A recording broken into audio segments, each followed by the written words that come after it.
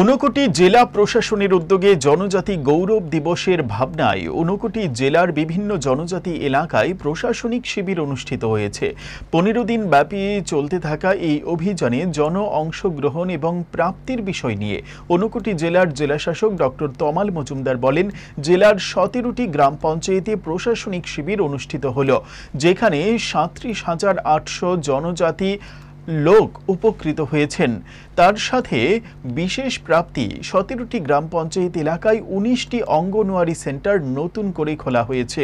15ই June থেকে 30 June অবধি সর্বমোট 279টি ক্যাম্প অনুষ্ঠিত হয়, যেখানে Ayushman Bharat card, caste certificate, patta pension Yojana, PM Garib Kalyan অন্ন যোজনা, পিএম জনধন যোজনা, কিষাণ সম্মান নিধি, উজ্জ্বলা যোজনা, সুরক্ষা সমৃদ্ধি যোজনা ইত্যাদি ক্ষেত্রে সহযোগিতা করা হয়েছে।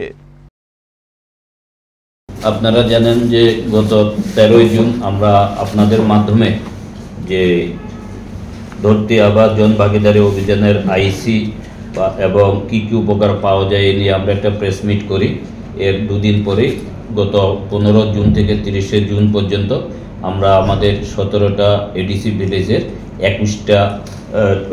21টি পাড়াতে আমরা বিভিন্ন্নভাবে ব্যাপক প্রচার করেছি, যার ফলে আমাদের এখন অবধি এই 17টা পঞ্চায়েতের 21টা পাড়াতে মোট 279টা ক্যাম্প হয়েছে, যেখানে আমাদের প্রায় ধরুন 70,000-এর মতো পার্টিসিপেন্ট বিভিন্ন সময়ে বিভিন্ন ক্যাম্পের মধ্যে এসেছেন,